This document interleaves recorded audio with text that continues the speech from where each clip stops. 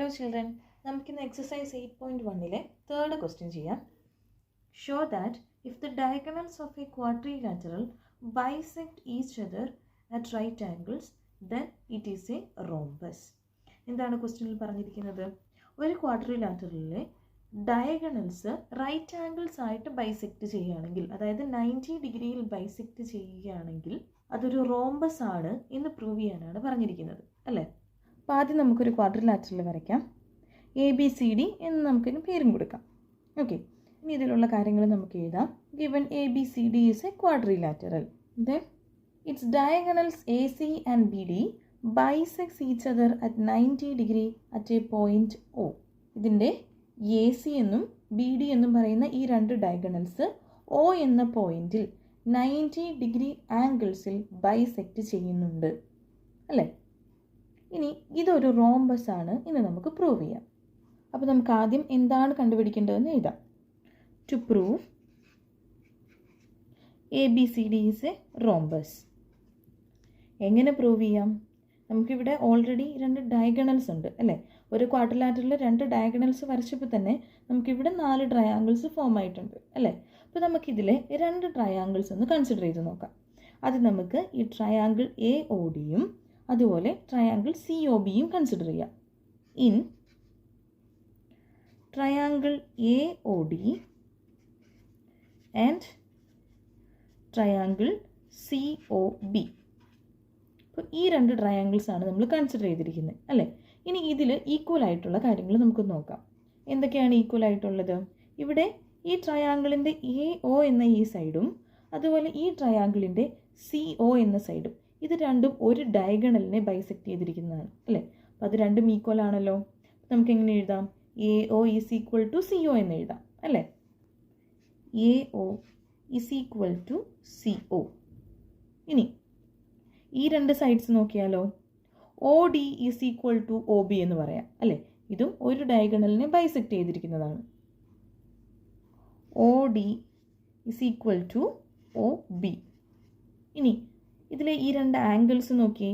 ഇത് 90 ഡിഗ്രിയിലാണ് ഈ diagonals bisect ചെയ്തിരിക്കുന്നത്, അല്ലേ? അപ്പോൾ ഈ ആംഗിളും 90 ഡിഗ്രി ആയിരിക്കില്ലേ? അപ്പോൾ നമുക്കിതിനെ എങ്ങനെ എഴുതാം?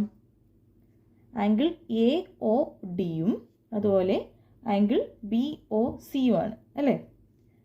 Angle AOD is equal to angle BOC എന്ന് എഴുതാം, അല്ലേ? രണ്ടും 90 ഡിഗ്രിയാണ്. ഇനി നോക്കിയേ, രണ്ട് സൈഡ്സും ഒരാംഗിളും ഈക്വൽ ആണെന്ന് നമ്മൾ കണ്ടുപിടിച്ചു, അല്ലേ? നമ്മളിങ്ങനെ ഒരു കോൺഗ്രുവൻസ് റൂള് പഠിച്ചിട്ടില്ലേ ട്രയാങ്കിൾ എന്ന ചാപ്റ്ററിൽ? അതെന്തായിരുന്നു കോൺഗ്രുവൻസ് റൂള്? SAS കോൺഗ്രുവൻസ് റൂളായിരുന്നു, അല്ലേ? രണ്ട് സൈഡ്സും ഒരാംഗിളും ഈക്വൽ ആണെങ്കിൽ ആ ട്രയാങ്കിൾ കോൺഗ്രുവൻ്റ് ആണെന്നായിരുന്നു റൂള്, അല്ലേ? അപ്പോൾ നമുക്കിതിനെ എങ്ങനെ എഴുതാം? Triangle AOD congruent to triangle COB എന്ന് എഴുതാം, അല്ലേ? ഏത് റൂളാണ്? SAS congruence rule. SAS congruence rule എന്തായിരുന്നു? Side angle side congruence rule ആയിരുന്നു, അല്ലേ? ഇനി നമ്മളിതിൽ CP എന്ന് പറയുന്ന ഒരു കാര്യം കൂടെ പഠിച്ചിട്ടുണ്ടായിരുന്നല്ലോ. Corresponding parts of congruent triangles are equal, അല്ലേ? അപ്പോൾ അത് വെച്ചിട്ട് നമുക്കിതിൻ്റെ ബാക്കി സൈഡ്സും ആംഗിൾസും ഒക്കെ ഈക്വൽ ആണെന്ന് പറയാൻ പറ്റില്ലേ? അപ്പോൾ നമുക്ക് ആദ്യം ഈ രണ്ട് സൈഡ്സ് നോക്കാം. ഈ AD എന്ന് പറയുന്ന സൈഡും BC എന്ന് പറയുന്ന സൈഡും ഈക്വൽ ആണെന്ന് നമുക്ക് പറയാം, അല്ലേ? ഇത് രണ്ടും കോൺഗ്രുവൻ്റ് ആണ്. അപ്പോൾ അതിൻ്റെ ബാക്കിയുള്ള രണ്ട് സൈഡ്സായ ADയും BCയും ഈക്വൽ ആണ്. നമുക്ക് AD is equal to BC എന്ന് എഴുതാം. ഇനി ഇതിനെ നമുക്ക് ഇക്വേഷൻ 1 ആയിട്ട് എഴുതാം. ഓക്കെ, ഇനി ഇതിനെ നമുക്ക് ഈ രണ്ട് ആംഗിൾസും കൂടി നോക്കാം. ആംഗിൾ ADOയും അതുപോലെ ആംഗിൾ CBOയും, അതായത് ഈ രണ്ട് ആംഗിൾസ്. ഈ ആംഗിൾസിൻ്റെ പ്രത്യേകത എന്താണ്? ഇത് കോൺഗ്രുവൻ്റ് ട്രയാങ്കിൾസ് ആയതുകൊണ്ട് ഈ രണ്ട് ആംഗിൾസും ഈക്വൽ ആയിരിക്കും. അതുപോലെ തന്നെ ഇത് ഓൾട്ടർനേറ്റ് ആംഗിൾസ് കൂടിയാണ്, അല്ലേ? അപ്പോൾ നമുക്കിതിനെ എങ്ങനെ എഴുതാം? Angle ADO equal to angle CBO എന്ന് എഴുതാം, അല്ലേ? ഈ ആംഗിൾസ് ഓൾട്ടർനേറ്റ് ആംഗിൾസ് ആണ്, അല്ലേ? പിന്നെ ഇതിൽ നിന്ന് നമുക്ക് ഒരു കാര്യം കൂടെ പറയാമല്ലോ. ഈ ADയും BCയും ഈക്വൽ ആണെന്ന് നമ്മൾ പറഞ്ഞു. അതുപോലെ ഈ ADയും BCയും പാരലലും അല്ലേ? AD parallel to BC. ഇതിനെ നമുക്ക് ഇക്വേഷൻ 2 എന്ന് വിളിക്കാം.